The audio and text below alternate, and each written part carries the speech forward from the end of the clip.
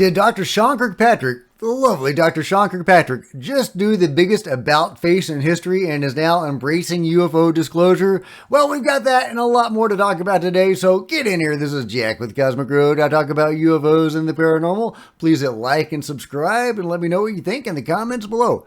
Okay, this is from The Sun. I'm the ex-Pentagon UFO chief, and I was gagged from revealing alien secrets. The bombshell files must be released. According to The Sun, that is what Sean Kirkpatrick is saying. Did he actually say that? Is he actually pro-disclosure? Well, maybe not. Maybe not. Nick Gold says this appears to be a totally fabricated claim. I see no quotes in the article that back up their assertions. Nothing. They are repackaging his quotes from elsewhere, none of which have to do with ET, NHI, aliens. It is The Sun, but this is pretty bad even by their standards. So, yeah, I don't think Sean Kirkpatrick is suddenly pro-disclosure. Is the Pentagon gagging him? No, he's just doing his shift as a member of the UFO control group. Does the Pentagon gag people about UFOs? Of course they do. That is what they do. But Sean Kirkpatrick is part of the operation. So, you know, I think it's just a clickbaity article from The Sun, but there you go. I think it's more or less debunked. Speaking of the Pentagon and UFO cover-up, will they turn over their files? Will the government turn over its UFO files to the National Archive as dictated by the NDAA, by the Schumer-Rounds Amendment? Agencies have until the end of the current fiscal year to review, identify, and organize each U.A.P. record in its custody for disclosure to the public in transmission to the National Archives, according to a memo sent Tuesday afternoon from Lawrence Brewer, Chief Records Officer for the U.S. government, and Chris Naylor, NARA's Executive for Research Services to Federal Agency Records Managers. So will that actually happen? Will the National Archives get all the UFO documents? Probably not. If they do, it'll be so redacted, it'll be, pointless. But hey, it's supposed to happen. We'll see if it does. Meanwhile, there's a brouhaha between James Fox and Stephen Greenstreet. Usually I don't want to cover the drama, but this is kind of a juicy brouhaha, and it's all started because of a post that James Fox made about Neil deGrasse Tyson, saying this is the reason we are extremely frustrated with you, Neil Tyson, as are other scientists like Gary Nolan, not because of skepticism, but your dismissive attitude that clearly exposes your ignorance on this story. Then he links to this little clip from Neil. I understand. So people are uncomfortable not knowing, not the scientists. I'm fine. We don't know what it is. Keep checking it out. Okay, but hold on a second. There's call another me question. when you have dinner invite from an alien. That's a so different you're conversation. skeptical. You're skeptical that space aliens have visited Earth.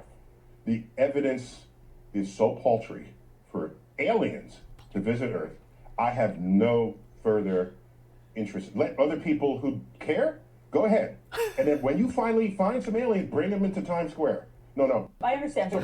Okay, so he doesn't even have any interest. Let those who have interest pursue the matter. There's paltry evidence, despite the fact that Congress has now passed the UFO Disclosure Amendment. There is paltry evidence. Well, this started, like I say, a little tiff between James Fox and Stephen Greenstreet. Stephen Greenstreet says, since the backdrop of this CNN video is the false, erroneous, and deceptive 2017 New York Times article, which influenced Congress into a paranormal snipe hunt, his dismissive attitude is both warranted and welcome. And of course, he's referring to the New York Times article by Leslie Kean and Ralph Blumenthal, revealing A-Tip and Lou Elizondo to the world. But James Fox fires back, As someone who's investigated the phenomenon all around the world for 30 years, I can assure you that statement is just simply not accurate. Greenstreet says a UFO celebrity simply assuring something while providing no supporting evidence is pretty much on brand. James Fox fires back again, saying, I've actually shared a preponderance of evidence in 5 movies over a 30-year span. Obviously, the argument that there is a prosaic explanation is no longer valid. Just as stating aliens have landed is also something that can't unequivocally be stated. The phenomenon is real. The only question is what's behind it. But that is not going to deter Stephen Greenstreet because he fires back. Your 5 UFO movies notwithstanding, you have not provided evidence to counter my reporting that the 2017 New York Times article was false, erroneous, and deceptive. You stated above that me saying that was not accurate. So show your work. Here's mine. Okay, and James counters. I'll give James the last word. As we all know, the New York Post is known for a serious level of credibility, LOL. How many generals have you interviewed? How many colonels in the Air Force have you interviewed? How many FAA officials have you interviewed? How many first-hand military fighter pilots have you interviewed? How many civilian witnesses and how many different countries have you conducted interviews? I actually know Leslie Kean for 25 years and personally met with and interviewed the person who started the program, Senator Harry Reid.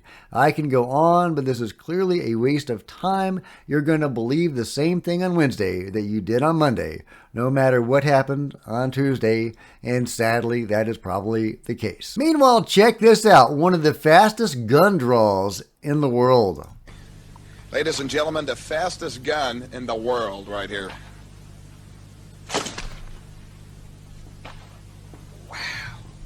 Bob, you are quick. Okay, I've got to see that again. Ladies and gentlemen, the fastest gun in the world right here.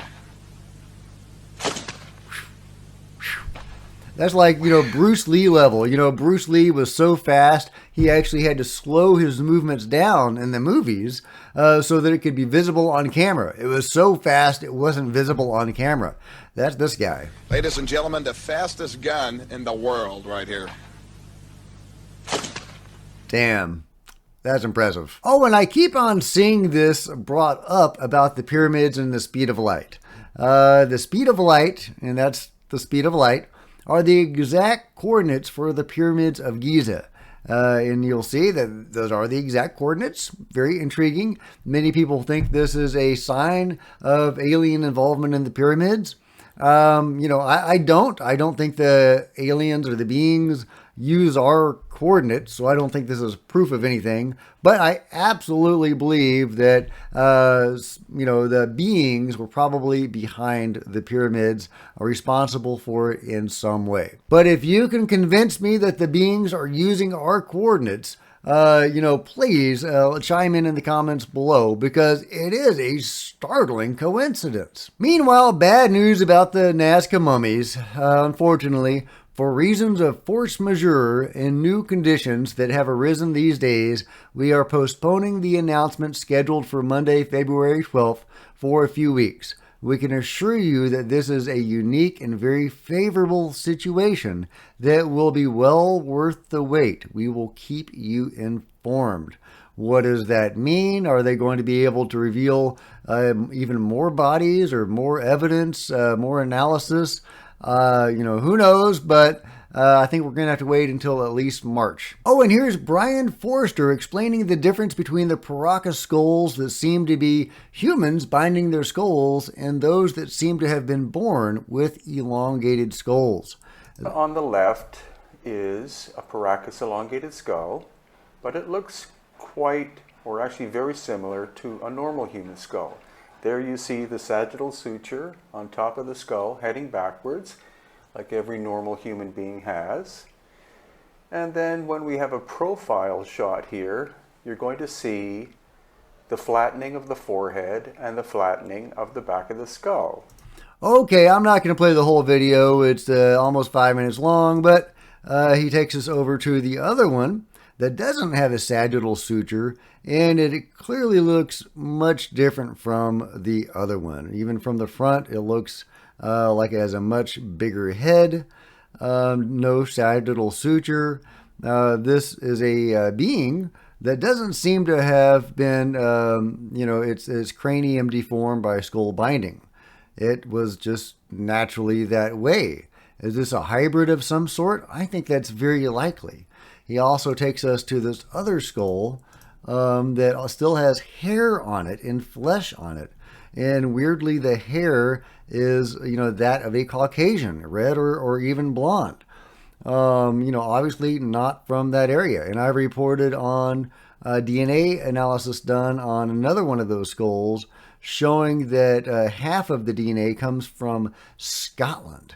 So really weird. But, obviously there was some really fascinating stuff going on in that region all those years ago. Last but not least, check out these UFO photos taken in Argentina by vacationers, and this was sent to me by Chumbles, so thank you so much, Chumbles. This is awesome.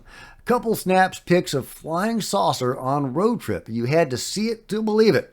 An elderly pair of vacationers in Argentina claimed to have spotted a UFO last week while taking photos of white birds in a tree around San Pedro de Colola. Chumbles just sent me this because he wanted me to pronounce that word. I know it. Kolaloa. Okay, I'm not going to go on. I know. Okay.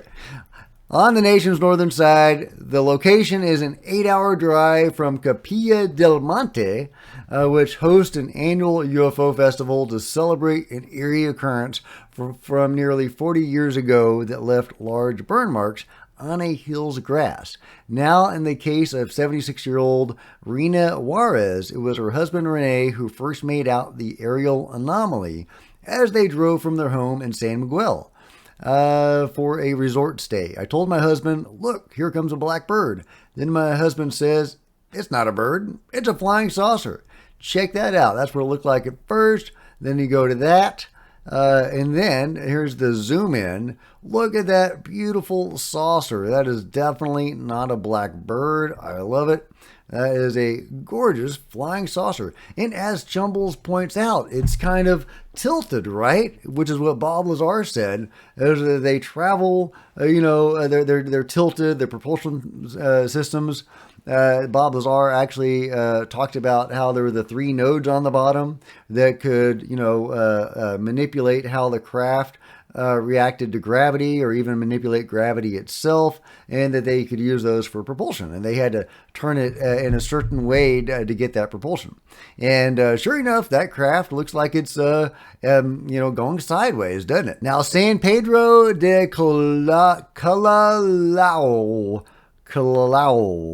San Pedro de Callao.